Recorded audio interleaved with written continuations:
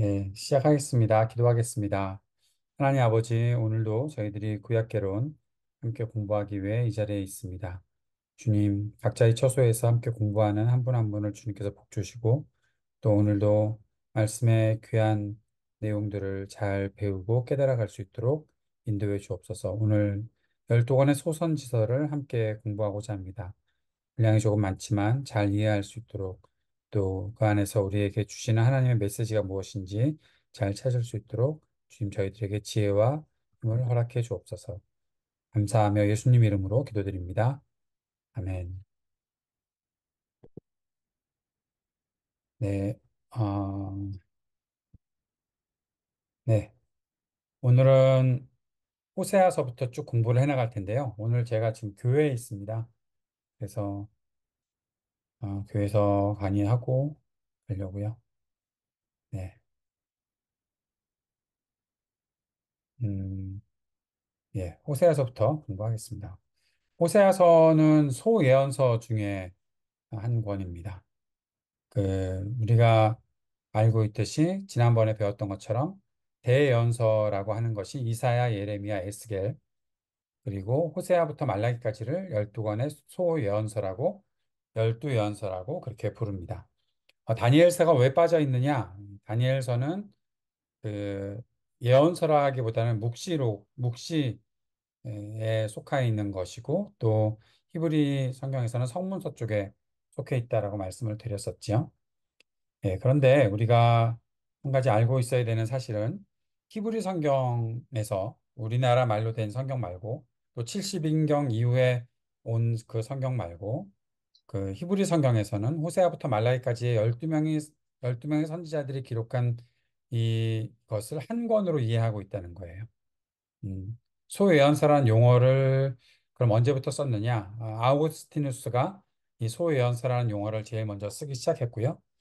이사야서가 대연서, 자연스럽게 이사야서는 대연자가 됐고, 또 호세아서가 소연서이기 때문에 호세아는 소예언자가 되지만 그 대와 소의 구분이 그러한 어떤 그 사람의 능력, 뭐 어떤 지위 그런 것으로 구별된 것이 아니라 단지 분량 66장이나 되었으니까 그 대연서고 호세아는 12장밖에 되지 않으니까 소예언서고 그렇게 보는 것입니다. 이사야서는 66장이고요.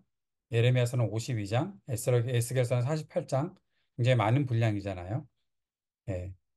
소예언서에서는 제일 긴 게 스가랴서인데 14장밖에 되지 않다. 그래서 소예언서라고 부른 것이다라는 그러한 구분을 잘 이해하시면 좋겠습니다. 호세아에 대해서 볼 텐데 호세아는 주전 750년경 북이스라엘 사람입니다. 여로보암 2세가 통치하던 때의 사람이고요. 호세아는 그 당대 북이스라엘 백성이 사회적인 타락, 종교적인 배교 그것 등을 질타하면서 회개를 촉구하는 메시지를 전했던 사람이 바로 호세아입니다.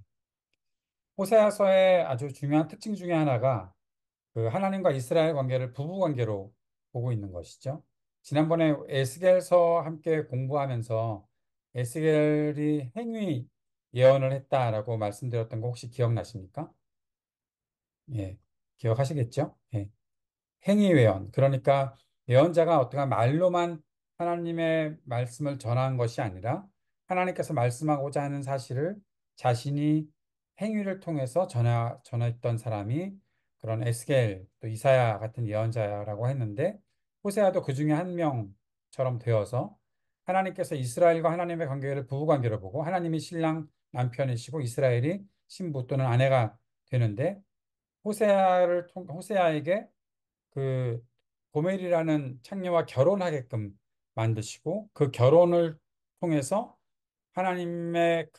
하나님과의 언약 관계에 있는 이 에, 신부인 이스라엘 백성이 하나님과 남편을 떠나서 자꾸 남편을 배반하고 딴 데로 가는 그런 일들을 했다라는 것들을 호세아의 삶을 통해서 보여주고 있었던 그런 장면이 나타나 있는 것이죠. 바로 그렇게 증거하고 있는 것이 호세아서입니다. 이스라엘은 좀 전에 말씀드렸던 것처럼 하나님 한 분에게 신실하지 못했던 백성이 되었죠. 하나님만 사랑하고 섬기겠다고 약속했지만 그 언약을 신실하게 지키지 못했습니다. 그런데 문제는 그렇게 하면서도 이스라엘이 착각에 빠져 있었다라는 거죠. 하나님이 우리와 언약을 체결하셨으니까 우리가 죄를 범해도 하나님이 우리를 버리실 리가 없다라고 믿었던 거죠. 그래서 호세아가 강조하는 것은 무엇인가 하면 언약을 체결한 것이 중요한 것이 아니라 언약을 신실하게 준수하는 것이 중요하다라는 겁니다. 결혼식을 통해서 부부가 결혼했다라는 게 중요한 것이 아니라 그 부부가 결혼했으면 그 안에서 언약을 잘 지켜나가야 한다라는 것이 중요하다라는 것을 알게 되는 것처럼 호세아가 강조하고 있는 것은 언약을 신실하게 준수하는 것, 그것이 이스라엘 백성들에게 중요한 일이었다라는 사실을 말해주고 있는 것이죠. 그것을 하지 못했던 이스라엘 백성들에게 호세아가 강하게 질타하고 있는 겁니다. 호세아서 1장 1절에 보면 이제 호세아가 어떤 위치에서 어떻게 사역을 시작했다는 것들을 볼 수 있는데 우시아와 요담과 아하스와 히스기야가 이어 유다 왕이 된 시대 곧 요아스의 아들 여로보암이 이스라엘의 왕이 된 시대에 부엘리의 아들 호세아에게 임한 여호와의 말씀이라라고 하면서 시작하고 있습니다. 그런데 여기 재미있는 것은 호세아는 북이스라엘 사람이고 북이스라엘에서 사역을 했거든요. 근데 호세아가 사역한 시점을 설명하면서 남쪽 유다 왕들이 먼저 열거가 되고 있는 거예요. 그래서 우리가 착각하게 되는 거는 호세아가 남쪽 유다를 위해서 사역했던 사람인가라는 착각이 될 정도로 남유다의 왕들을 말하고 있는 거죠. 아하스, 히스기야 뭐 그렇게 계속 이 일들을 먼저 얘기하고 있던 것들을 통해서 왜 그렇지? 라는 질문이 오게 되는 겁니다. 호세아는 북이스라엘의 멸망을 예언했던 사람이었죠. 그런데 북이스라엘은 그 예언을 듣지 않았습니다. 북이스라엘이 멸망한 다음에 호세아는 남유다로 내려와서 예언서를 쓰게 되는데 그래서 호세아서를 읽은 사람들의 제일 독자들이 주로 남유다 백성들이었다라는 겁니다. 그렇기 때문에 지금 남유다 백성들이 주요 독자이기 때문에 남쪽 유다 왕들의 이름을 먼저 열거하고 있는 것이 이 호세아서의 특징이다라는 것입니다.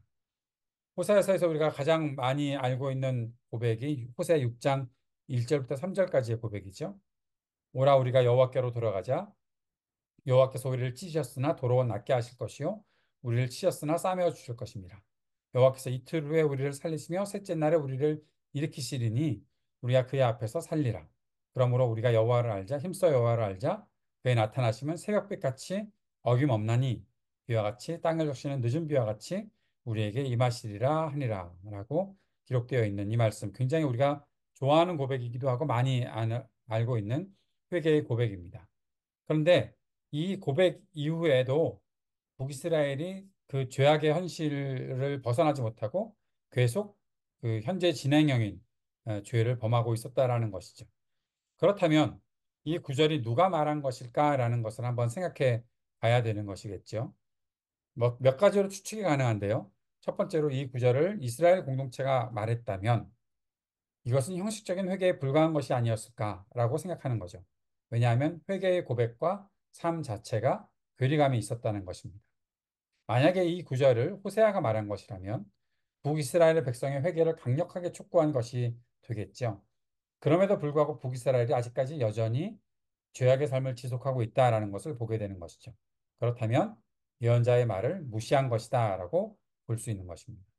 만약에 이 구절이 제사장이 말한 것이라면 제사장들은 회개할 마음도 없는 사람들에게 수사학적으로 멋지게 쓴 회개의 기도문을 읊어준 것밖에 되지 않는다라는 것입니다. 정작 이스라엘 백성은 회개하지 않았고 그저 멋진 기도문 하나 가지고 있었던 것으로 볼 수밖에 없다는 것입니다.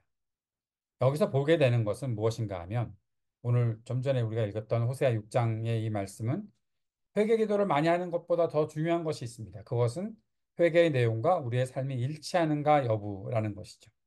호세아는 아름다운 회개의 고백을 하는 이스라엘 백성이 아직 변하지 않는다는 것을 꼬집고 있는 것입니다. 그래서 이어지는 6장 6절의 말씀에 이렇게 말씀하고 있죠. 하나님께서 주신 말씀. 나는 인애를 원하고 제사를 원하지 아니하며 번제보다 하나님을 아는 것을 원한다. 여기서 말하는 하나님을 아는 것이다라고 말하는 것은 하나님과 하나가 되는 것입니다. 부부의 하나됨처럼 하나님과 그 백성이 하나 되는 것을 말하고 있는 거죠. 하나님과 동행하는 것을 하나님께서 원하시고 하나님이 하나님의 사랑을 이 땅에 베푸는 것을 원하신다라는 것입니다. 하나님은 종교적인 의식보다 일상의 순종으로 드리는 예배를 더 기뻐하신다라는 사실을 호세아서에서 가르쳐 주고 있는 것입니다. 그리고 호세아서에서 보는 어, 13장 1, 11절에 나타나 있는 이 말씀 우리가 잘 봐야 되겠는데 대다수 예언자들이 이스라엘 왕정 제도를 비판했었거든요. 그 중에서도 가장 크게 비판한 예언자가 바로 호세아라는 사실을 보게 됩니다. 내가 분노함으로 내게 왕을 주고 진노함으로 폐하였노라. 이 말씀을 보면 하나님께서 이스라엘에게 왕정을 허락하신 것, 그것은 하나님의 진노에서 기인했다는 것을 알 수가 있는 것이죠. 왕정제도 자체가 하나님의 뜻은 아니었다라는 것을 말해주고 있습니다. 하나님은 이스라엘 백성들이 왕이 필요할 것에 대해서 알고는 계셨지만 하나님이 친히 왕이 되셔서 다스리시는 그 하나님 나라를 원하셨던 것이죠. 그러나 그들이 결국 그 왕을 택하게 될 것이고 왕을 따라가게 될 것이다라는 사실을 하나님은 알고 계셨고 그들에게 왕정을 허락하셨는데 그것이 어떤 것인가 하면 호세아 13장 11절에서는 내가 분노함으로 너에게 왕을 주고 진노함으로 그 왕을 폐하였다라는 것을 말해주고 있는 것입니다. 왕정제도가 얼마나 백성의 삶을 어렵게 하는지 경험해 보라라고 하시면서 허용하셨던 것이죠. 하나님이 결국 왕정제도의 진노에서 그들의 왕을 폐하셨다라고 호세아가 말하고 있는 것이 이 호세아서의 결론입니다. 하나님과 이스라엘 관계가 부부 관계였다는 것, 그리고 하나님께서 이 땅의 왕정 제도 속에서 얼마나 그 죄악들이 많이 있었는가라는 것들을 보여주고 있는 것, 그것이 호세아서에 나타나 있는 말씀들이다라는 것을 알 수가 있습니다. 두 번째는 이제 요엘서입니다. 요엘서. 성경에 나오는 예언자들의 사역 시기가 본문을 통해서 대충 짐작할 수가 있거든요. 아까 호세아도 남쪽 유다의 그 왕들의 시대 또 북이스라엘 어떤 왕들 그런 식으로 쭉 나타나 있는데 요엘의 사역 시점은 정확하게 알기가 어렵습니다. 어, 그 사실을 우리가 알고서 진행했으면 이해했으면 좋겠고요. 히브리 성경에는 히브리 성경 우리말로 되어 있는 70인경 이후의 성경 말고 그 히브리 성경에는 요엘서가 모두 4장으로 되어 있습니다. 그런데 우리말 성경을 비롯한 대부분의 번역 성경에는 영어 성경 비롯해서 요엘서가 3장이죠. 왜 4장인가라고 보면 우리말 성경에서 2장 28절부터 32절까지가 히브리 성경에서는 3장으로 되어 있고 그 이후에 3장, 4장이 되어 있기 때문에 그렇게 히브리 성경에는 요엘서가 4장으로 되어 있다라는 사실을 알고 있으면 좋을 것 같습니다. 요엘서의 메시지를 보려면 2장 13절 말씀을 우리가 봐야 될 텐데 2장 13절에서는 너희는 옷을 찢지 말고 마음을 찢고 너희 하나님 여호와께로 돌아올지어다. 그는 은혜로우시며 자비로우시며 노하기를 더디하시며 인애가 크시사 뜻을 돌이켜 재앙을 내리지 아니하신다. 라고 말씀하고 있습니다. 요엘서에서는 형식적인 회개를 멈추고 진짜 회개하라 라고 촉구하고 있는 거죠. 옷을 찢지 말고 마음을 찢어라. 하나님께로 돌아오라. 이것이 요엘서에서 말하고 있는 것이고 그러면서 이 요엘서에서 가장 강력하게 주장하고 있는 것이 바로 여호와의 날입니다. 요엘서 1장 15절에 슬프다 그날이여. 예, 여호와의 날을 말하고 있는 이 요엘서에서 그 날을 가리켜서 슬프다 그날이여라고 말하고 있어요. 왜 그런가 하면 여호와의 날이라는 것은 이스라엘 백성에게 종말의 날과 같은 의미였는데 하나님이 지금은 능력의 오른팔을 움츠리고 계시기 때문에 이스라엘이 이방에게 핍박을 받는다고 생각하고 있었던 거죠. 만약에 하나님이 능력의 오른팔을 펼치시면 이스라엘을 괴롭히던 나라들이 하나님의 심판을 받고 이스라엘은 세계 만방에 우뚝 서게 될 것이다. 그날이 여호와의 날이다라고 그렇게 말하고 있는 거죠. 그런데 오늘 요엘서 그 1장 15절에 보면 슬프다 그날이여라고 말하고 있습니다. 왜 그런가 하면 이 날이 이스라엘 백성들이 구원받는 날이 아니라 이스라엘 백성들에게 심판의 날이 된다는 거예요. 이스라엘이 이스라엘답지 않기 때문에 하나님께서 심판하시는 그날이 바로 이 여호와의 날이다라고 말하고 있는 것입니다. 그러면 이스라엘이 이스라엘답다라는 것은 무엇을 의미할까요? 그것은 하나님의 백성답게 살아가는 것. 다시 말하면 하나님만 믿고 순종하는 하나님 백성 다음이 그 백성들에게 나타나야 한다는 것인데 그것이 나타나지 않았기 때문에 여호와의 날은 심판의 날로 임할 수밖에 없다라는 것입니다. 요엘이 살았던 당시의 이스라엘 백성들은 하나님을 제대로 믿지도 않았고 순종하지도 않았습니다. 우상 숭배를 했습니다. 이스라엘의 이스라엘 됨을 저버린 것이죠. 이러한 상황에서 하나님께서 자신을 전면적으로 드러내시면 하나님을 저버린 이스라엘 백성부터 심판받는다는 것이 요엘서의 예언입니다. 이스라엘 백성은 여호와의 날에 자동적으로 구원받을 것이라는 착각을 버려야 한다는 것이죠. 이스라엘다운 삶을 살라고 촉구하는 책이 요엘서입니다. 요엘서 2장 28절 29절에 보면 우리가 잘 알고 있는 말씀이죠. 그 후에 내가 내 영을 만민에게 부어주리니 너희 자녀들이 장래일을 말할 것이며 너희 늙은이는 꿈을 꾸며 너희 젊은이는 이상을 볼 것이며 그때 내가 또 내 영을 남종과 여종에게 부어줄 것이며 신약에서 베드로가 인용하면서 요엘서에서 가장 잘 알려진 구절이 되었고 우리가 찬양도 많이 부르는 그 찬송의 가사이지요. 성령을 부어 주실 것이라는 약속입니다. 구약 시대에 하나님의 영을 받는 사람들은 사실 왕, 제사장, 예언자들이었고 그때 하나님께 선택받았다는 것을 상징했는데 이제 마지막 때에는 놀라운 일이 벌어진다는 거죠. 젊은이든 늙은이든 남종이든 여종이든 하나님의 백성이라면 누구나 하나님의 영을 하나님께서 허락해 주신다라는 사실을 말씀하고 있는 것입니다. 소수의 사람들이 독점하던 하나님의 영이 만민에게 허락된 것이다. 그 말씀이 사도행전 오순절 성령 강림 사건으로 성취되었죠. 초대교회 남성과 여성, 젊은이와 노인 모두가 하나님의 영을 선물로 받았다라는 사실을 요엘서에서 말해주고 있습니다. 세 번째는 아모스서입니다.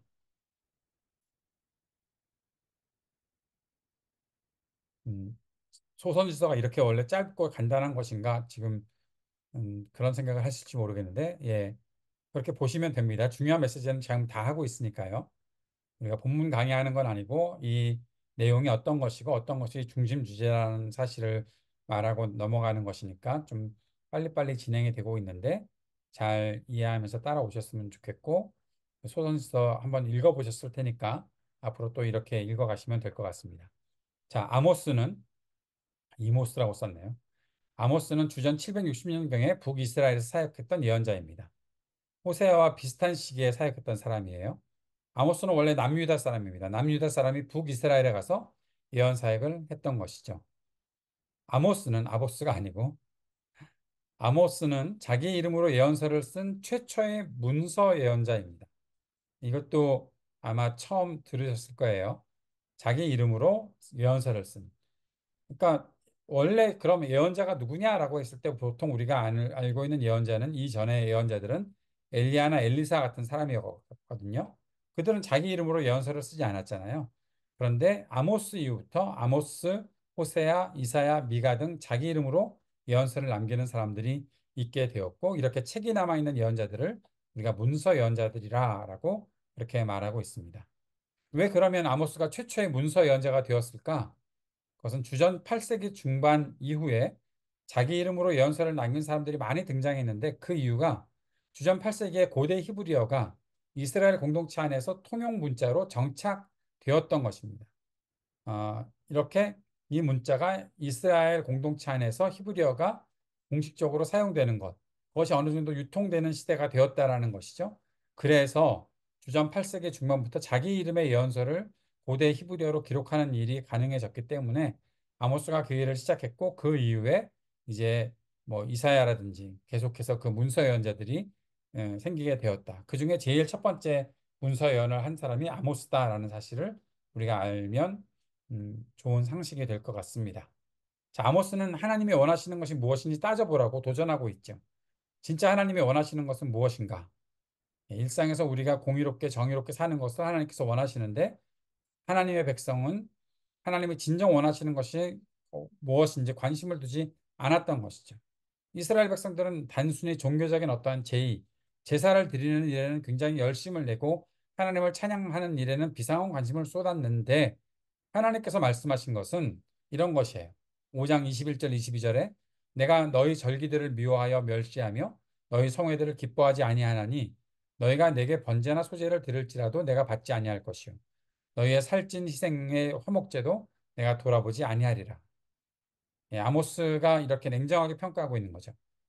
이스라엘 백성이라면 하나님의 백성이라면 하나님께 제사 드리는 거 마땅한데 하나님께서 원하시는 것은 이웃에게 폭력을 행사하지 말고 진실하고 거룩하게 살지 않는 사람들이 예배와 찬양에만 열심을 낸다고 한다면 하나님께서는 그런 제사 받지 않으실 거라고 말씀하시는 거예요. 하나님이 원하시는 것은 그 백성이 일상에서 진실과 정직과 거룩한 삶을 드러내고 정의를 실현하고 약한 자를 돌보는 것. 그것이 하나님이 원하시는 것이다라고 강조하는 것이 바로 아모스서의 예언인 것입니다. 아모스에서는 또한 열방의 심판에 대해서도 기록하고 있는데 아모스는 이방 나라들에 대한 심판도 말하고 있습니다. 이사야, 예레미야, 에스겔, 대여연서와 비슷한 구조를 갖고 있는 거예요. 하나님이 이방 나라를 심판하실 때 하나님을 안 믿었다는 이유로 심판하는 경우가 없다라는 사실을 먼저 말해주면서 이 말씀들이 열방에 대한 심판들이 시작되고 있습니다. 2장 4절 5절에 보면 여호와께서 이와 같이 말씀하시되 유다의 서너 가지 죄로 말미암아 내가 그 벌을 돌이키지 아니하리니 이는 그들이 여호와의 율법을 멸시하며 그 율례를 지키지 아니하고 그 조상들이 따라가는 거짓 것에 미혹되었음이라 내가 유다에 불을 보내리니 예루살렘의 궁궐들을 살리리라라고 말씀하시는 유다에 대한 벌이 나타나 있죠. 유다는 여호와의 율법을 멸시하고 율례를 지키지 않았기 때문에 거짓에 미혹됐기 때문에 심판을 받았다라는 것입니다. 그런데 이방 나라가 심판을 받을 때는 이런 이유로 심판받는 것이 아니었다라는 거예요. 그들이 심판받는 것은 일반 은총에 근거한 것이다라는 거예요. 일반 은총의 대표적인 것이 이성과 양심입니다. 이성과 양심이라는 것은 하나님의 형상대로 지음받은 모든 사람들에게 주어진 것이거든요. 일반 은총, 보편 은총으로서 이성과 양심은 신앙인들만 가진 것이 아니죠. 하나님의 형상대로 지음받은 모든 사람들에게 주어진 보편적인 선물이 바로 이 이성과 양심입니다. 그래서 이방 나라가 심판을 받을 때는 이 이성과 양심의 근거에서 심판을 받게 됩니다. 폭력을 행사하거나 자기 이익 때문에 타인을 잔인하게 핍박했다면 심판을 받습니다.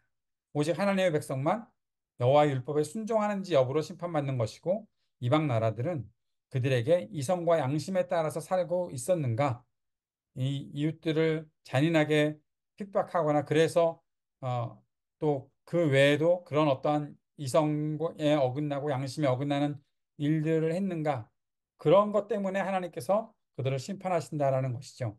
그 심판의 중요한 특징이 바로 공의로움입니다. 하나님의 심판을 받는 사람은 누구나 하나님의 심판에 수긍할 수밖에 없을 것이다. 왜냐하면 하나님의 심판이 누구에게나 공의롭기 때문이다라는 사실이죠. 만약에 하나님이라는 존재를 들어볼 기회도 갖지 못한 사람들에게 하나님 안 믿었다고 지옥행을 선포한다? 그러면 심판받는 사람이 그 심판 내용에 수긍할 수가 없겠죠. 따라서 구약에서 이방은 단 한 번도 종교적인 이유로 하나님께 심판받지는 않았습니다. 대다수가 이성과 양심이라는 일반 은총에 근거해서 하나님의 형상답지 않은 일을 벌였기 때문에 심판받았다라는 것이죠. 이웃에게 자비롭게 행동하지 않았기 때문에 심판받았던 것입니다. 하나님의 백성인 남유다와 북이스라엘은 하나님의 율법에 근거한 심판을 받게 됩니다. 하나님의 뜻이 무엇인지 율법을 통해서 알려주셨기 때문에 그 율법에 순종하지 않고 그 율법대로 살지 않았다면 심판받는 것이죠. 하나님이 어떻게 살아야 하는지 알려주셨는데 그대로 살지 않았다면 그것이 불순종이라는 것이고 하나님 백성은 그 불순종에 대한 심판을 받는 것입니다. 하나님의 백성과 이방의 심판 기준이 다른 것이야말로 하나님의 심판이 공의롭다는 것의 증거이고 근거입니다. 대언서나 아모스서는 바로 이 점을 두드러지게 강조하고 있는 거죠. 아모스서 4장 4절에서 5절 말씀해 보면 너희는 베델에 가서 범죄하며 길갈에 가서 죄를 더하며 아침마다 너희 희생을 3일마다 너희 11조를 드리며 누룩 넣은 것을 불살라 수은제로 드리며 낙헌제를 소리내어 선포하려무는 이스라엘 자손들아 이것이 너희가 기뻐하는 바니라 주 여호와의 말씀이니라 라는 말씀이 있습니다. 여기에 보면 베델이 나오고 길갈이 나오고 부엘세바가 나오고 있어요. 그런데 왜 이러한 유명한 이 성소들을 말하고 있는가라는 거죠. 바로 이곳들이 어떤 곳인가 하면 종교적으로 명당입니다. 아주 유명한 어떠한 그 종교적 그 유적지가 남아 있는 곳, 그곳에 가면 뭔가 하나님의 임하심과 영광이 막 드러나게 될 것 같은 그런 곳, 그것을 가리키고 있는 거죠. 이스라엘은 이런 장소에 시간 날 때마다 가서 예배하고 제사를 드렸습니다. 그런데 하나님이 뭐라고 말씀하시나 하면 이것은 너희가 기뻐하는 일이다라고 말씀하시는 거예요. 하나님이 기뻐하시는 일이라고 말씀하지 않으시고 너희가 기뻐하는 일이다라고 말씀하고 있는 거죠. 그럼 하나님이 기뻐하시는 일이 무엇인가? 아모스 5장 6절에 이렇게 말씀하고 있는데 너희는 여호와를 찾으라. 그리하면 살리라. 이스라엘이 살 수 있는 길이 여호와를 찾는 것이고 그 백성이 여호와를 찾는 것을 하나님께서 기뻐하시는 것입니다. 음, 이스라엘이 해야 될 일은 여호와를 찾는 것은 베릴이나 길갈이나 브엘세바 같은 성소에 가서 성소입니다. 성소에 가서 하나님께 제사 드리는 것이 아니라 그 여호와를 찾는 것은 하나님의 뜻대로 일상을 살아가는 것이다라는 것을 말하고 있는 것을 말씀하신 것을 기억해야 되는 거죠. 종교적인 의식에 열성을 다하지만 하나님이 진짜로 원하시는 공의와 자비의 삶을 살지 않으면 문제가 나타나는 것입니다. 종교적인 의식은 삶을 바꾸지 않고도 얼마든지 흉내낼 수 있잖아요. 아마 인정하실 거예요. 교회 어느 정도 다니면 대충 그 정도 예배 드릴 수 있고 그 정도 내가 종교적인 의식을 행한다라고 할 수가 있습니다. 어느 정도 흉내낼 수 있어요. 죄악을 범하며 살면서도 얼마든지 위장할 수 있는 것이 종교 의식입니다. 그래서 하나님께서 말씀하시는 것은 종교적인 의식에 열심을 다하는 것보다 일상의 삶에서 하나님과 동행하라라고 말하고 있는 거죠. 음, 하나님의 뜻대로 순종하며 살아가는 것을 하나님께서는 중요하게 여기신다라는 사실입니다. 이것이 여호와를 찾는 길이라는 것이죠. 아모스서 9장 7절에는 여호와의 말씀이니라 이스라엘 자손들아 너희는 내게 구수족 같지 아니하냐 내가 이스라엘을 애굽 땅에서 블레셋 사람을 갑돌에서 아람 사람을 기르에서 올라오게 하지 아니하느냐. 아마 이 말씀이 구약의 이스라엘 백성들이 굉장히 충격을 받았을 말씀인데 이스라엘을 하나님께서 이집트 땅에서 구원하셨잖아요. 그런데 하나님께서 그렇게 구원하셨다는 건 이스라엘 백성 알고 있는데 하나님께서 이스라엘을 이집트에서 구원해 주셨을 뿐만 아니라 블레셋 사람은 갑돌에서 구원하셨고 아람 사람은 기르에서 구원하셨다라고 그렇게 말씀하고 있는 거예요. 어, 우리만 구원받은 것이 아니네? 라고 그들이 생각하게 되는 거죠. 우리가 열왕기하 5장에 보면 나아만 장군 이야기가 나오잖아요. 아람 왕의 군대 장관이었던 나아만이 이렇게 나음을 입었을 때 하나님께서 그 사건을 이렇게 말씀하고 있습니다. 아람 왕의 군대 장관 나아만은 그의 주인 앞에서 크고 존귀한 자니 이는 여호와께서 전에 그에게 아람을 구원하게 하셨습니다. 아람이 나아만의 손을 통해서 구원을 받았는데 하나님께서 그렇게 하셨다라는 거예요. 그렇게 하나님께서 나아만을 사용하셨다. 또 아람을 구원하셨다. 아람 사람은 기르에서 구원하셨다. 블레셋 사람도 갑돌에서 구원하셨다. 이스라엘 백성들에게는 대적이 될 수밖에 없는 그들인데 그들도 하나님께서 구원하셨다. 예. 그런 일들을 하나님께서 말씀하고 있다는 거죠. 다시 말하면 이스라엘만 하나님의 백성이고 이스라엘만 하나님의 은혜를 받는다고 믿고 싶은 것은 잘못된 생각이라는 거예요. 하나님께서 아모스를 통해서 하신 말씀은 음, 하나님께서 이집트에서 그 이스라엘 백성을 구원하셨던 것처럼 블레셋과 아람이 고통 가운데 있을 때 그들도 구원하셨다. 그리고 이 땅에 있는 모든 사람이 예수님을 믿든 안 믿든 하나님을 믿든 안 믿든 하나님과 본질적인 관계를 가지고 있고 그 안에서 하나님의 통치를 받고 있는 사람들이다. 모든 인간은 하나님과 본질적인 관계를 맺고 있다. 하나님께서 이미 모든 생명과 관계를 맺으셨고 그것이 일반 은총 가운데서 하나님의 창조하심과 또 피조물 사이에서의 그러한 관계가 있다라는 것을 우리가 인정해야 된다라는 것입니다. 그런데 여기에 믿음을 가진 사람들은 또 하나의 관계를 갖고 있다는 거죠. 그것이 이제 언약적 관계입니다.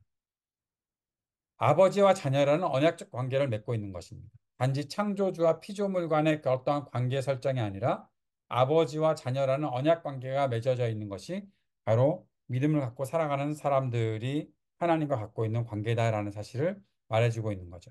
그러니까 다시 말하면 하나님을 믿지 않는 사람들조차 하나님과 상관없는 사람들이 아니라 그들이 깨닫지 못하고 인정하지 못할 뿐 그들도 하나님의 피조물이고 그런 피조물들이 불행한 상황에서 고통받고 있다면 하나님은 그들을 도와주신다. 이것이 일반 은총의 선물이다. 그것을 이스라엘 백성들에게 깨우쳐 주는 것이어서 그렇기 때문에 하나님의 공의와 정의가 이 땅에 흘러가 넘쳐가야 하고 그 속에서 그들도 이성과 양심에 따라서 일반 은총적인 관점에서 하나님의 구원을 경험하는 일들이 있어야 한다. 그 사실을 기억하고 이스라엘 백성들은 이 땅을 위해서 살 수 있는 그런 하나님의 메시지를 가지고 사는 사람들이어야 한다라는 사실을 말해주고 있는 것이 아모스서의 메시지입니다.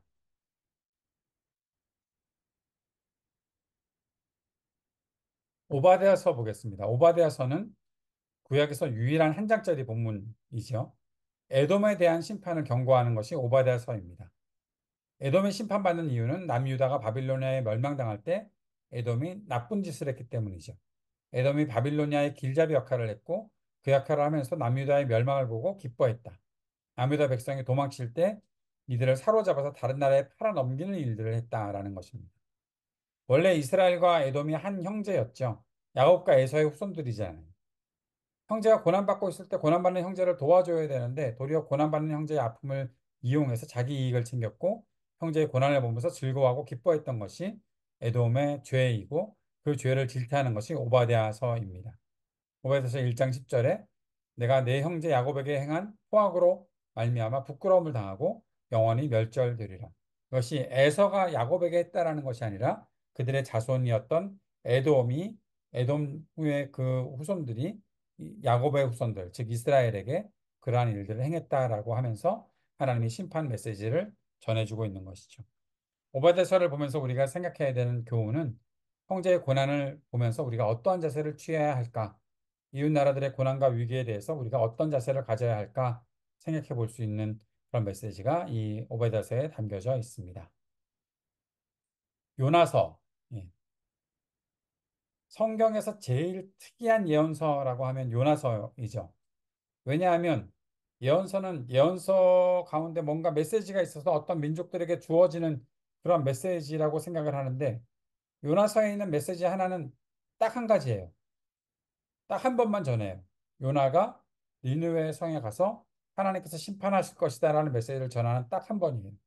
그것도 3일 동안 전해야 되는 메시지를 요나가 정말 다니기 싫어서 하루만 다니면서 선포했고, 근데 놀라운 일이 니느웨 성이 다 회개했다는 거죠. 하루만 선포한 그 메시지를 들으면서.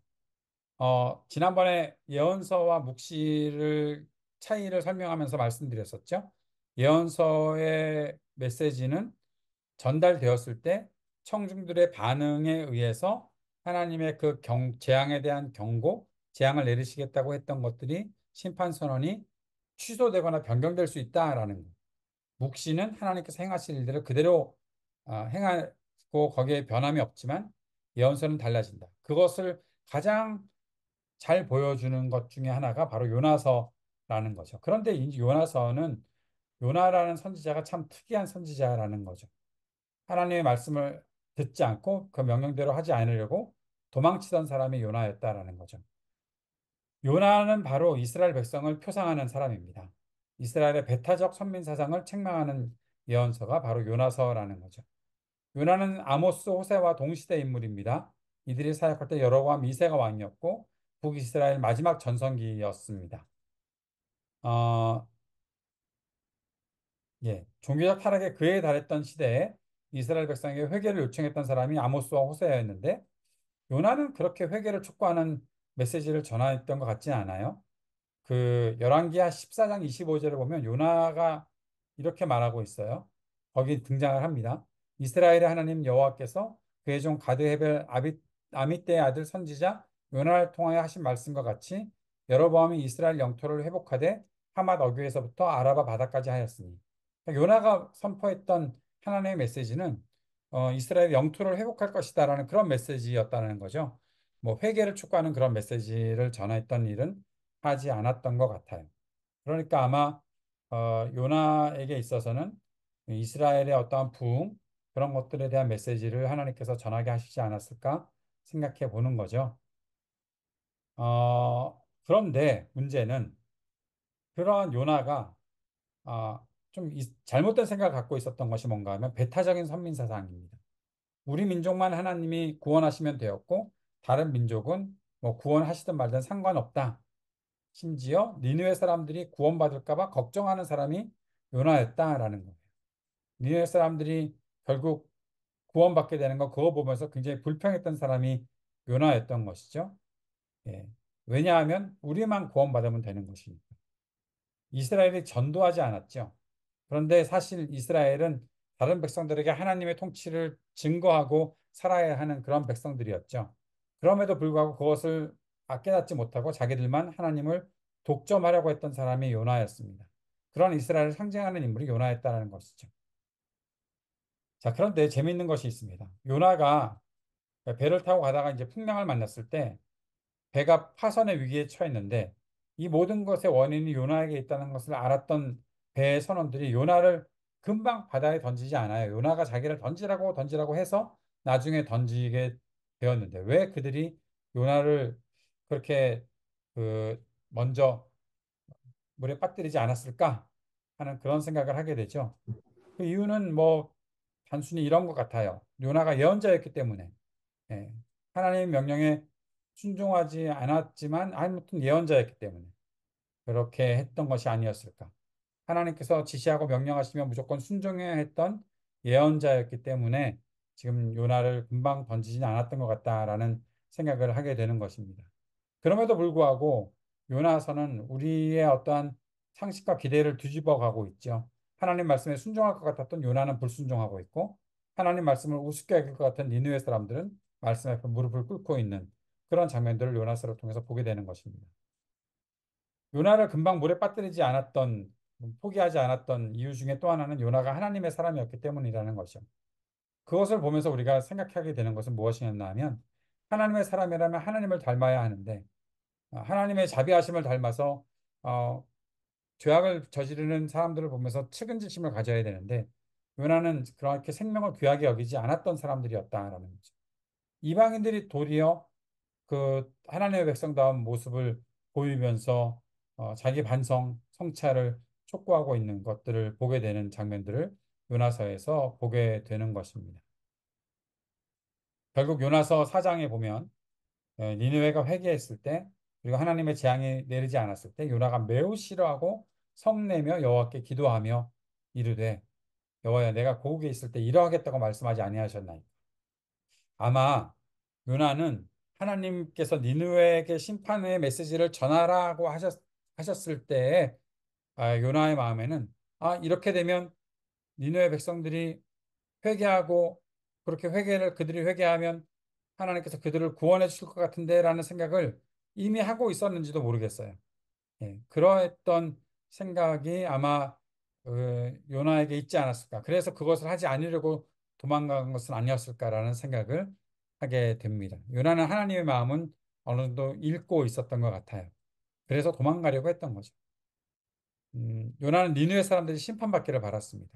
그들이 잔인하고 무도한 자들이었기 때문에 그런 것이죠. 이방인들은 심판받아 마땅한 사람들이다 라고 생각하고 있었던 것입니다. 하나님의 자비하심에 요나는 짜증을 냈던 거죠. 예, 그 요나와 이스라엘 백성이 가진 배타적인 선민 사상을 책망하기 위해 쓴 책이 요나서다라고 우리가 이해하면 되겠습니다.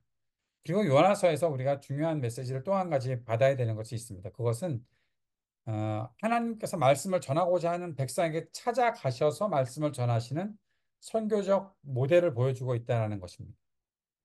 그 이방인에게 우리한테 와서 하나님을 믿어라가 아니라 그 땅에 찾아가서 하나님의 말씀을 전한다라는 것. 하나님께서는 그들에게 그렇게 찾아가시는 하나님이시고 하나님의 임재와 은총을 이방 땅에 사는 사람들도 경험할 수 있도록 하시는 분이 바로 하나님이시다. 그것이 하나님의 은혜이고 그 하나님의 은혜를 입고 누구라도 구원받기를 원하시는 분이 하나님이시다. 그것이 어떤 선교적 모델로 우리들에게 보여주고 있는 메시지가 담겨 있다라는 거죠. 하나님의 말씀을 하나님께서 전하라고 하신 땅에 가서 전해야 되는 것인데 자신의 뜻에 맞게 자신의 패러다임을 하나님의 뜻에 맞게 자신의 패러다임을 바꾸었어야 되는데 자신의 패러다임을 바꾸지 아니하려고 했던 것이 요나였다. 하나님께서 요나에게 행하신 일들을 통해서 요나의 패러다임을 바꾸게 하셨던 것이 아니겠나 생각해 보게 되는 것이 요나의 메시지입니다. 우리는 어떤지 한번 생각해 봤으면 좋겠습니다. 하나님께서 우리를 택하시고 구원하신 뜻은 우리의 삶을 통해서 하나님의 은혜를 나타내고 세상 모든 민족을 향해서 하나님의 구원의 은총을 삶으로 보이고 전하여야 하는 사명을 우리들에게 주셨는데 우리가 그 사실을 잘 기억하고 전하고 있는지도 생각해 볼 수 있는 메시지가 이 요나서에 담겨 있습니다.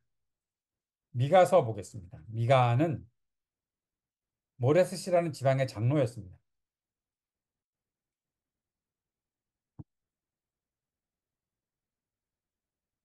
지방의 장로로서 당대 수도 예루살렘을 비판했던 사람이 바로 미가였습니다. 예루살렘이 죄악의 본부가 되고 있다라고 말을 하면서 지금 이 예루살렘을 향해서 책망의 메시지를 전하고 있는 거죠. 미가서 1장 5절에 보면 이는 다 야곱의 허물로 말미암음이요 이스라엘 족속의 죄로 말미암음이라. 야곱의 허물이 무엇이냐? 사마리아가 아니냐? 유다의 산당이 무엇이냐? 예루살렘이 아니냐? 예. 야곱의 허물 사마리아, 유다의 산당 예루살렘. 굉장히 무서운 말씀이죠. 예루살렘은 성전이 있어야 되는 곳인데 유다에게 산당밖에 되지 않았다라는 것입니다. 거룩한 하나님의 도성 예루살렘이 도리어 죄악의 본부가 되었다. 그래서 예루살렘은 하나님의 심판을 받을 수밖에 없다. 그래서 미가 3장 12절에 이러므로 너희로 말미암아 시온은 갈아엎은 밭이 되고 예루살렘은 무더기가 되고 성전에 사는 수풀의 높은 곳이 되리라는 것이 미가의 메시지입니다. 예루살렘의 멸망을 최초로 예언한 사람이 바로 미가였고 미가보다 100년 늦게 예레미야가 이 미가의 예언을 계승해서 예루살렘의 멸망을 예언하게 되는 것입니다. 미가도 굉장히 고달프게 살았겠죠. 예, 그러한 장면들이 또 나타나 있습니다. 성경에는. 미가서 2장 6절에 그들이 말하기를 너희는 예언하지 말라. 이것은 예언할 것이 아니거늘 욕하는 말을 그치지 아니한다 하는도다. 미가의 책망에 대해서 사람들의 반응이 나오는 것인데 그 입을 다물라 라고 말하고 있다라는 거죠. 정치, 경제, 사회, 문화 영역에서 악행을 저지른 사람들을 책망하는 메시지를 전했는데 왜 우리들에게 그러한 예언을 하고 책망을 하느냐라고 하면서 버텼던 사람들이 당시의 사람들이었습니다. 하나님의 일과 정치, 경제, 사회, 문화의 일들이 무슨 상관이 있느냐라는 거죠. 악행을 저지르는 사람들은 신앙을 지극히 종교적인 것으로 한정시키고 있었다는 거죠. 하나님을 믿고 하나님의 백성으로 살아가는 것은 그럼 그들에게는 어떤 것이라고 생각했을까? 그들은 성전에 가서 제사 지내고 찬양하고 기도하는 정도를 신앙생활로 여긴 것이 아니었을까?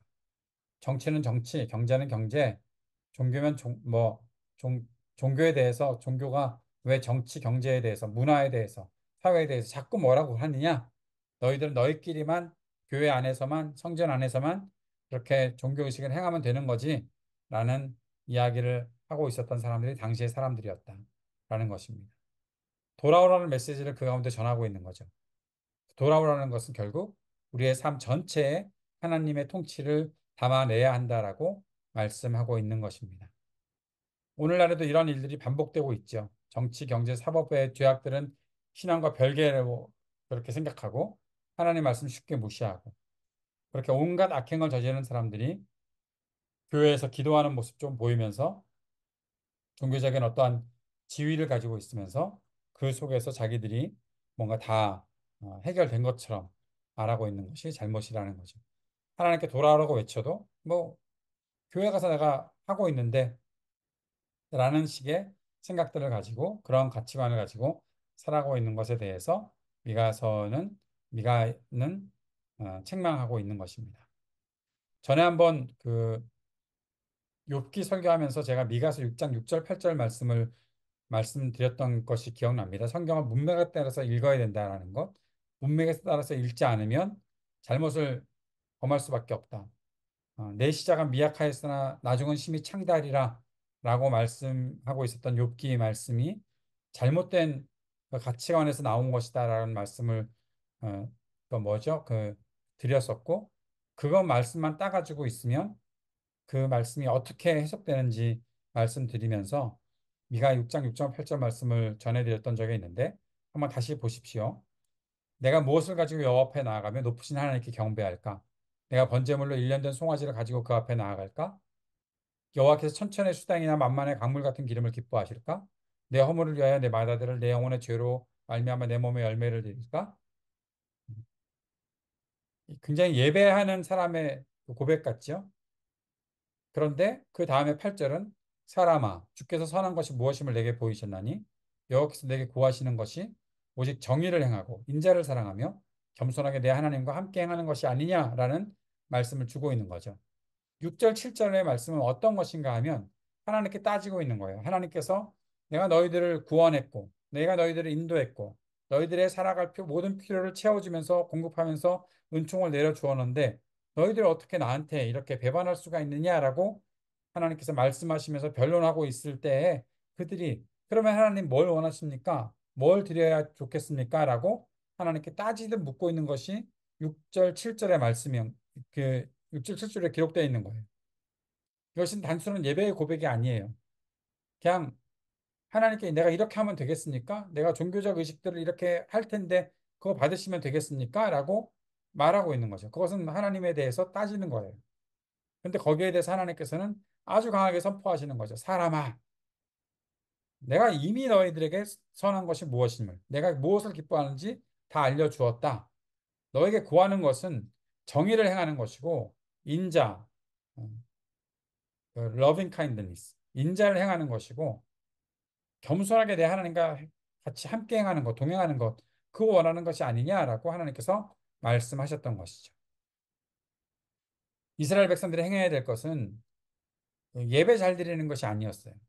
제사를 아주 화려하게 아름답게 드리는 것이 아니었어요. 그들이 행해야 되는 것은 하나님께서 원하시는 것은 그들이 정의, 미시파트, 인자, 헤세드 이것을 행하는 것이었어요. 그리고 겸손하게 자기를 성찰하면서 하나님과 동행하는 것을 원한다라는 거예요. 음, 예. 아모스에서도 강조했던 바고 또 이사야도 강조했던 바입니다. 선지자들이 강조했던 이것들을 미가가 동료 예언자들이 강조했던 것들을 하나로 묶어서 전하고 있는 메시지가 바로 미가서 6장 8절의 말씀이다라는 것을 이해하시면 미가서의 말씀을 잘 이해하실 수 있을 것입니다. 나움 수업 보겠습니다. 나움, 하박국, 스바냐는 예레미야, 에스겔과 더불어서 남유다 패망 직전에 사역했던 예언자들입니다. 나움은 니느웨의 몰락에 대해서 예언했던 예언입니다. 12예언사 가운데 오바댜는 에돔의 멸망을, 나움은 니느웨의 멸망을 예언하고 있죠. 음, 마찬가지로 다른 이방 나라의 멸망을 하나님의 예언자들이 대언하고 있는 것입니다. 여기에는 요나서와는 완전히 다른 분위기인데 그 니느웨가 멸망되어야 되는 것이 왜 선포되어야 되나 하면 이것이 하나님의 백성들 이스라엘에게 위로가 되기 때문에 그런 것입니다. 왜 그런가 하면 아시리아 왕 가운데 사네립이라는 왕이 있었거든요. 사네립이 왕이 된 때가 주전 705년이었고 아시리아 제국의 수도가 니느웨였습니다. 나홈서는 유다를 거의 멸망으로 몰아갔던 사네립의 수도인 니느웨의 몰락을 말하고 있는 것입니다. 나홈서 3장 1절에는 화있을 진저 피의 성이여라고 하면서 니느웨를 그렇게 말하고 있고 그 안에는 거짓과 포악이 가득하다. 탈취가 떠나지 않는다라고 말하고 있습니다. 아까 말씀드렸던 것처럼 이방이 심판을 받는 것은 하나님 믿지 않아서가 아니라 그들이 하나님께서 주신 일반 은총에 근거해서 이성에 반하는 양심에 반하는 행동을 했기 때문에 그들이 폭력을 행사했고 자기 이익 때문에 남들을 핍박했기 때문에 하나님의 심판을 받는 것이다라는 사실을 말해주고 있습니다. 그들의 죄 때문에 하나님께서 니느웨를 심판하실 수밖에 없었던 것이죠. 하박국서는 하박국이라는 성경이 있다는 것은 알고 계시죠? 예. 시간이 없어서 대답 듣지 않고 막 넘어가고 있습니다. 하박국서는 하나님께 두 가지 질문을 던진다라고 보고서 그 두 가지 질문에 대해서 하나님께서 응답하시는 구조로 되어 있다는 것을 알고 있으면 하박국서를 충분히 잘 이해할 수 있습니다. 하박국 먼저 남유다의 악인들이 판을 치고 있는데 정의로운 하나님이 왜 이 악인들을 심판하지 않느냐라고 하면서 질문하고 있습니다. 거기에 대한 응답은 하나님께서 바빌로니아라는 막대기를 들어서 남유다에 있는 악인들을 심판하겠다라는 것이 이제 응답하시는 것이고 그 응답에 대해서 하박국의 두 번째 질문이 이어지고 있습니다. 하박국서 1장 13절에 보면 주께서는 눈이 정결하심으로 악을 참아 보지 못하시며 패역을 참아 보지 못하시거늘 어찌하여 거짓된 자들을 방관하시며 악인이 자기보다 의로운 사람을 삼키는데도 잠잠하십니까? 남유다 백성 그들 하나님의 언약 백성 아닙니까? 근데 어떻게 언약 백성을 심판하기 위해서 하나님을 믿지도 않는 악한 바빌로니아 사람을 도구로 사용할 수 있느냐라고 두 번째 질문을 하고 있는 것입니다. 그때 나온 하나님의 응답이 우리가 너무나 잘 알고 있는 하박국서 2장 4절 말씀 의인은 그의 믿음으로 말미암아 살리라 라고 말씀하고 있는 거죠. 지금은 바빌로니아를 통해서 남유다의 악인들이 심판받지만 궁극적으로 바빌로니아의 교만한 자들과 악인들도 심판을 받게 되어 있다. 악인들은 반드시 하나님의 심판을 받는다. 그러나 의인은 그 믿음 때문에 산다는 것이 하나님의 응답이라는 것이죠. 하나님의 뜻을 알 수 없는 순간에도 하나님에 대한 신뢰를 포기하지 않는 의인들, 믿음으로 사는 것이 바로 그들에게 있는 모습이다. 인생이 순탄할 때도 힘들고 어려운 때도 하나님에 대한 신뢰를 포기하지 않는 것이 살아남는 길이다. 그래서 하박국서는 하나님과 함께하기를 포기하지 않고 믿음으로 살아야 한다고 말해주는 것. 하나님에 대한 믿음을 붙잡아야 된다고 말해주는 책이 바로 하박국서입니다. 믿음으로 말미암아 살리라. 이것이 하박국서의 주제이지요. 우리가 어떤 상황에 있든지 하나님을 향한 신뢰와 믿음을 갖는 것이 중요하다는 것을 말해주고 있습니다. 그런데 여기 한 가지 우리가 질문 던져볼 수 있는 것이 이 문장에서 그의 믿음으로 말미암아 살리라. 이 그의 믿음이 누구일까? 누구의 믿음인지 불명하기 때문에 좀 질문이 생기는데요. 두 가지 의견이 있습니다. 하나는 하나님으로 보는 겁니다. 하나님의 믿음으로 산다라는 것. 또는 다른 하나는 의인이 자신의 믿음으로 산다. 자신이 가진 믿음으로 산다라는 뜻으로 해석될 수도 있는 것. 이 두 가지 의견이 신학자들 가운데 이렇게 좀 두 가지 의견이 있다는 것입니다. 갈라디아서 2장 16절에 보면 이런 구절이 있어요. 이는 우리가 율법의 행위로서가 아니라 그리스도를 믿음으로써 의롭다함을 얻으려 함이라. 이신칭의와 관련된 아주 중요한 말씀이죠. 그리스도를 믿음으로써 의롭다함을 얻게 된다라는 것. 우리말 번역은 그리스도를 믿음으로써라고 그리스도가 목적격으로 해석되었는데 이 말씀이 사실 언어적으로 볼 때는 소유격으로 해석할 수도 있거든요. 예수의 믿음으로 말미암아 의롭다함을 얻는다. 그러니까 다시 말하면 예수님의 신실하심, 예수님께서 죽기까지 순종하셨던 그 예수님의 신실하심 때문에 우리도 의롭게 될 수 있다는 의미로도 해석될 수 있다는 겁니다. 이것이 소유격이냐 목적격이냐 그것 때문에 논의가 일어나는 까닭은 만약에 의인이 자신의 믿음으로 말미암아 산다고 하면 자칫 이것 자체가 공로주의로 기울어져 버리는 그런 가능성이 있기 때문에 이것을 소유격으로 해석하는 것도 생각해 볼 수 있어야 되겠다라는 겁니다. 사도 바울은 로마서에서 죄인이었고 하나님과 원수였던 또 악인이었던 우리가 하나님과 평화의 관계를 회복한 것은 그리스도 예수 때문이라고 강조하고 있잖아요. 우리가 죄인이었을 때, 우리가 원수였을 때, 우리가 악한 죄를 저질렀을 때 우리를 용서해 주신 하나님의 그 용서가 있었고 그것이 그리스도가 우리를 위해서 대신 죽으셨다라는 말씀을 하고 있습니다. 우리가 스스로 한 일은 아무것도 없다는 거죠. 하나님의 선행적인 은총으로 말미암아 하나님의 백성이 되었음을 강조하기 위해서 의인이 하나님의 믿음, 즉 그분의 신실하심 때문에 산다고 이해할 수 있다는 것입니다. 의인도 넘어질 수 있는 존재이지만 하나님의 신실함, 하나님의 은혜를 힘입어서 살아갈 수 있다는 것을 강조하기 위해서 우리 이 본문 자체를 그의 믿음을 하나님의 믿음이라는 소유격으로 해석할 수도 있지 않겠는가라고 보고 있는 것이죠. 하박국서의 굉장히 유명한 말씀 3장 17절에서 19절 노래로 많이 부르는 곡이잖아요. 어, 무화과 나무가 무성하지 못하며 포도나무에 열매가 없으며 감람나무에 소출이 없으며 밭에 먹을 것이 없으며 우리의 양이 없고 외양간에 소가 없고 그럼에도 불구하고 나는 여호와로 말미암아 즐거워하고 나의 구원의 하나님으로 말미암아 기뻐하리로다. 주 여호와는 나의 힘이시라 나의 발을 사슴과 같게 하사 나를 나의 높은 곳으로 다니게 하시리로다. 이 노래는 지휘하는 사람을 위하여 내 수금에 맞춘 것이니라라고 기록되어 있는 3장 17절부터 19절의 말씀이 있는데 모든 것이 파멸되었고 이스라엘 것들이 그 자리에 없다고 하더라도 여호와 때문에 즐거워하고 기뻐한다. 모든 것이 사라졌더라도 무에서 유를 창조해내신 하나님을 믿고 그 믿음으로 우리가 살아갈 수 있다. 우리가 그래서 우리를 구원하신 구원자를 바라보고 우리를 위로하신 위로자를 바라보며 낙담하지 않고 살아갈 수 있다라는 사실을 말해주고 있는 메시지도 이 하박국서에 나타나 있고 우리도 마찬가지로 그 하나님을 믿고 살아가면 하박국처럼 끝까지 찬양할 수 있는 사람들이 될 것이다라는 사실을 하박국서를 통해서 보게 되는 것입니다. 스반에서 스반에서도 여호와의 날이라는 주제로 연결이 되어 있습니다.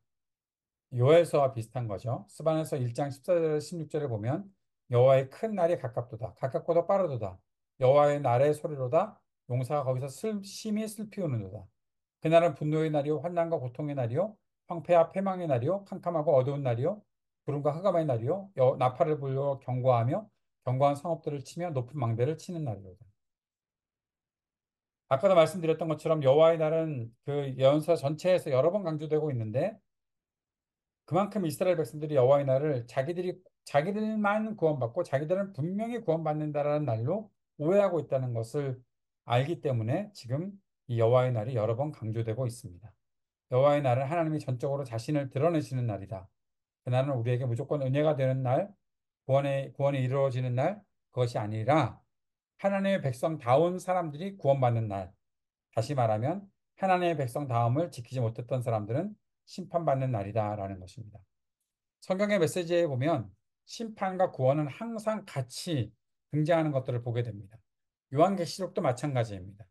심판과 구원은 항상 같이 있습니다. 하나님의 백성이 구원받으면 하나님 백성 아닌 사람들은 심판받게 되는 것이고 그것이 심지어 나는 하나님의 백성이니까 나는 구원받을 수 있는 자격과 그 조건이 다 돼 있다라고 말하는 사람일지라도 하나님 백성 다움을 갖지 않은 사람들은 다 심판받을 수밖에 없다라는 사실을 말하고 있는 것이죠. 하나님께서는 이스라엘 백성들에게 착각하지 말라라고 예언자를 통해서 경고하셨던 것입니다. 학계. 학계는 아마 우리가 그 에스라 느헤미야서 같이 묵상하고 공부할 때 등장했던 인물이지요. 학계와 스가랴 예언서는 연결해서 봐야 되는 그 예언서인데 왜 그런가 하면 바빌로니아 포로기 이후에 등장한 예언자들이기 때문에 그런 거예요. 모두 페르시아 시대 때 사역했던 사람들이었다라는 것입니다. 학계는 그 스가랴와 함께 유다 백성에게 성전 재건을 독려했던 사람들이죠. 그 스룹바벨 성전이 지어졌을 때 사실 스룹바벨 성전은 굉장히 그 초라했던 성전이어서 스룹바벨 성전이 다 완공되었을 때 예루살렘 성전을 알고 있었던 사람들은 막 낙담하고 통곡하고 울었고 또 그것을 알지 못하는 사람들은 성전 재건이 다 됐다라고 해서 막 환호성 지르고 그래서 막 그 울음소리와 환호성이 섞여가지고 뭔 소리인지 몰랐다라는 것이 에스라서에 나타나 있잖아요. 학개서 2장 9절에서는 그런데 이렇게 말하고 있습니다. 이 성전의 나중 영광이 이전 영광보다 크리라. 만군의 여호와의 말입니다.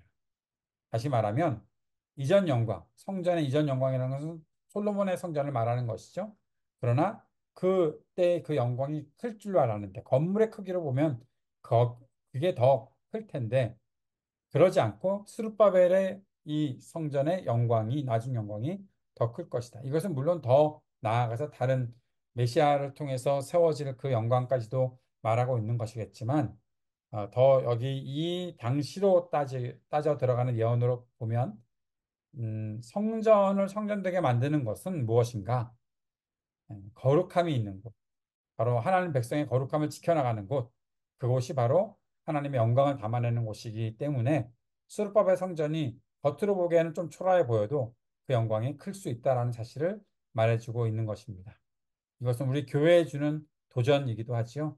우리 교회가 무엇을 많이 가지고 있다, 화려한 것들을 가지고 있다. 그래서 그곳에 하나님의 영광이 머무는 것이 아니라 우리가 그 거룩함을 온전히 유지하고 있는가.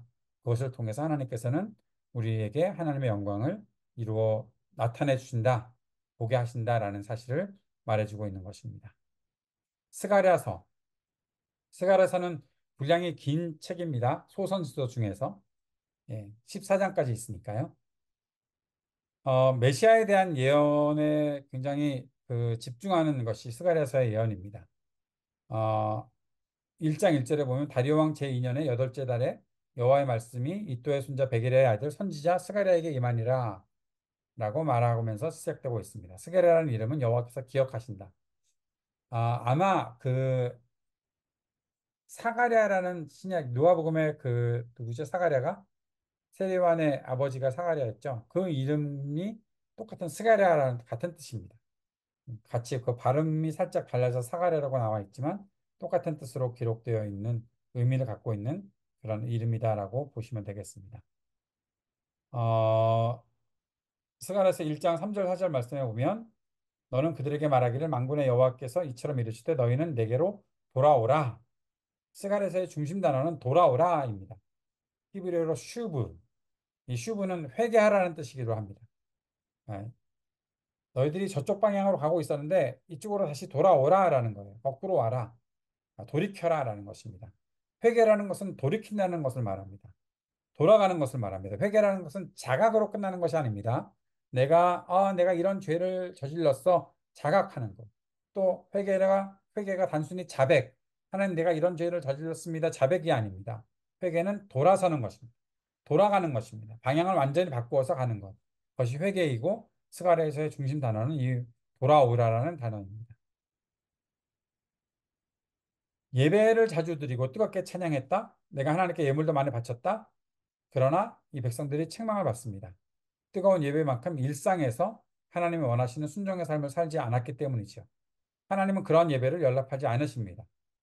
예언사가 계속해서 반복하는 메시지가 그겁니다. 하나님이 진정 원하시는 것이 무엇이냐? 그것은 너희의 일상이 바뀌어야 된다. 너희의 삶이 바뀌어야 된다. 교회 가서 예배하는 어떤 찬양만 바뀌고 예배만 뜨겁게 드리는 것, 그거가 다가 아니다라는 것을 말해주고 있는 거죠. 그래서 그것을 하려면 우리는 자꾸 배워야 합니다. 교훈을 받아야 하고 훈련해야 되고 공부하고 철저하게 돌이키는 삶을 살아야 하는 것이죠. 본받아야 될 것들을 본받고 본받지 말아야 될 것들을 본받지 않는 그러한 일들을 계속 해나가는 것. 역사를 제대로 배우고 하나님께서 말씀하신 그 메시지를 자꾸 깨달아 알고 연구하고 그 속에서 하나님이 원하시는 바대로 내 일상을 살아내는 것. 그것이 우리가 살아가는 길이고 그것이 하나님께 돌아가는 유일한 길이다. 라고 말하는 것이 스가랴서의 메시지입니다. 마지막 말라기. 예. 포로 생활을 하던 바빌론에서 돌아온 이스라엘 백성이 다시 성전을 재건하고 일상을 살아가는데 조금 더 지나자 그 시간이 지나자 형식적인 신앙생활에 또 빠져들게 된 것이죠.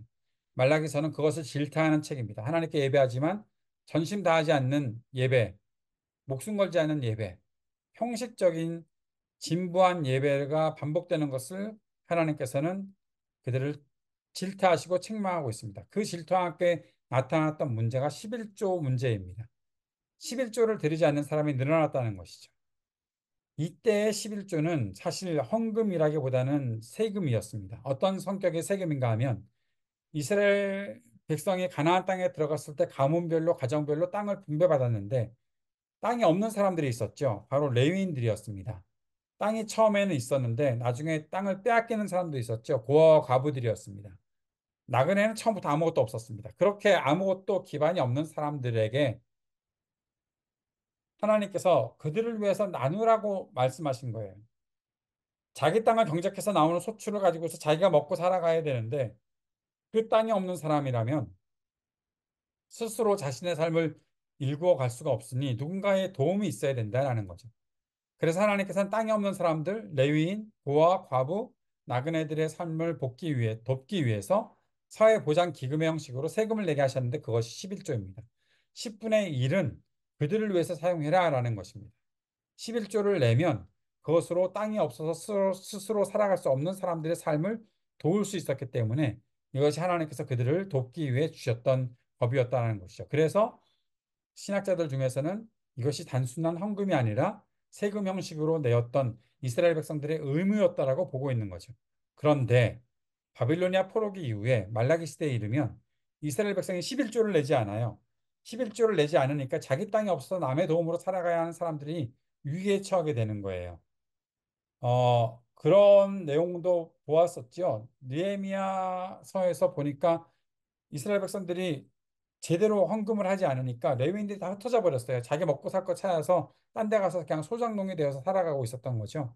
왜냐하면 백성들이 11조를 하지 않는 거예요. 왜 11조를 하지 않나 하면 11조를 해봐야 가서 그 안에 있었던 뭐 선발락 같은 그런 나쁜 놈들이 그거 다 자기네들이 헤쳐 먹을 테니까 하지 않았던 것이거든요. 그래서 레위인들을 돌아오게 만들었고 또 이스라엘 백성들이 레위인들을 위해서 11조를 하게 만들었던 그런 일들이 기록되어 있는데 마찬가지 말라기서에서도 그런 비슷한 내용들을 가지고서 지금 11조를 내지 않으면 위기에 처하는 사람들이 있으니 하나님께서 그것들을 책망하고 있었던 것입니다. 이웃은 굶고 있는데 지금 그들의 삶이 변화 끝에 있는데 왜 그 삶에 관심을 갖지 않고 그들을 도우려 하지 않느냐 책망하시는 것이죠. 그래서 말씀하신 것이 말라기 3장 10절 말씀입니다. 너희의 온전한 11조를 창고에 들여 나의 집에 양식이 있게 하고 그것으로 나를 시험하여 내가 하늘 문을 열고 너희에게 복을 쌓을 곳이 없도록 붙지 아니하나 보라. 11조를 들여서 가난한 자들을 도와라. 힘이 없는 이웃들을 도우라. 가난하고 연약한 자들을 도우면서 하나님의 공동체의 삶을 그렇게 책임져 주시는 것들을 보게 하라. 하나님께만 온전히 헌신하고 다른 것에서 소득을 얻을 수 없는 그런 사람들을 너희들이 보호하고 살아야 되지 않겠느냐라는 그런 말씀을 하나님께서 이 11조를 통해서 주시는 것이죠. 다시 말하면 형식적인 신앙생활, 나만 생각하고 나만 잘 되면 된다라고 생각하는 사람들에게 이웃을 돌보지 않는 모습, 그것은 결국 11조를 내지 않는 것으로 드러나고 있으니 하나님은 이스라엘 백성의 11조를 드림으로써 연약한 이웃을 돌보라라고 말씀하시는 것입니다. 그러면 그들의 삶을 하나님께서 직접 책임져 주겠다라고 말씀하고 있는 것이죠. 이것이 말라기서에서 나타나는 11조에 대한 교훈입니다. 그리고 또 하나 보는 것은 엘리야에 대한 말씀이 4장 5절에 나타나 있잖아요. 보라 여호와의 크고 두려운 날에 이르기 전에 내가 선지자 엘리야를 너에게 보내리니 이 마지막 때에 보내시는 엘리야는 신약에 등장하는 세례 요한입니다. 그렇게 연결이 되고 있습니다. 이렇게 예언서에서 마지막 말라기서는 엘리야라는 인물을 통해서 신약 성경으로 연결이 되고 있다라는 것을 우리가 알고 있으면 말라기서까지 우리가 공부를 다 한 것입니다. 예,